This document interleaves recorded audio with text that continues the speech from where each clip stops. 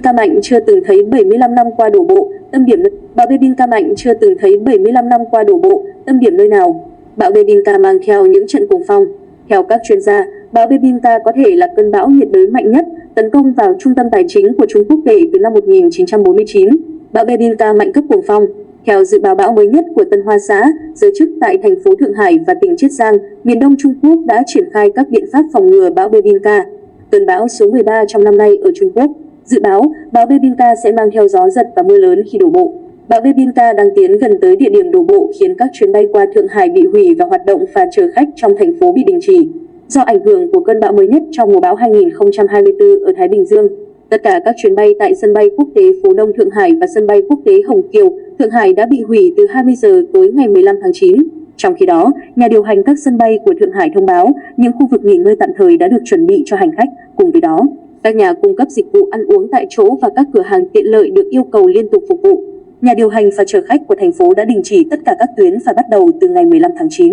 Bên cạnh đó, ga tàu hỏa Thượng Hải cũng đã lên kế hoạch hủy các chuyến tàu chở khách trên một số tuyến qua thành phố từ ngày 15 đến ngày 16 tháng 9.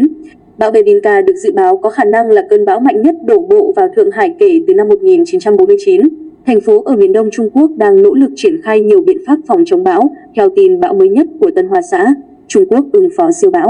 Để phòng ngừa ảnh hưởng của bão Bebinca, tới 17 giờ chiều ngày 15 tháng 9, hơn 377.000 người đã được di rời và 811 tàu, thuyền đã được sơ tán đến các địa điểm an toàn, theo trụ sở kiểm soát lũ lụt Thượng Hải.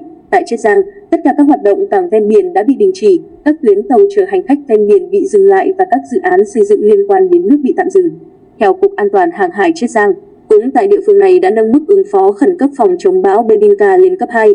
Theo dự báo bão mới nhất của cơ quan khí tượng Chiết Giang, bão Bebinca có khả năng đổ bộ vào đất liền giữa Bình Hồ, tỉnh Chiết Giang và Thượng Hải trong sáng ngày 16 tháng 9. Theo tin bão mới nhất của Trung tâm Cảnh báo bão Liên hợp JTVKC của Hải quân Mỹ, bão Bebinca, tên ở Philippines là Freddy, ở Nhật Bản là bão số 13, nằm cách Thượng Hải, Trung Quốc 306 km về phía đông đông nam.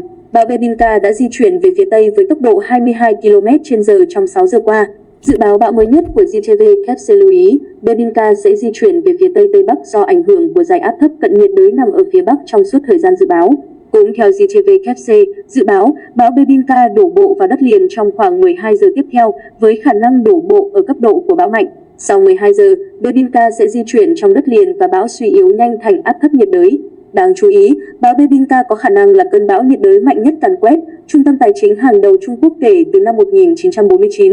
Cơn bão mạnh nhất từng đổ bộ vào Thượng Hải trong vài thập kỷ qua là bão Gloria năm 1949 với gió giật 144 km/h.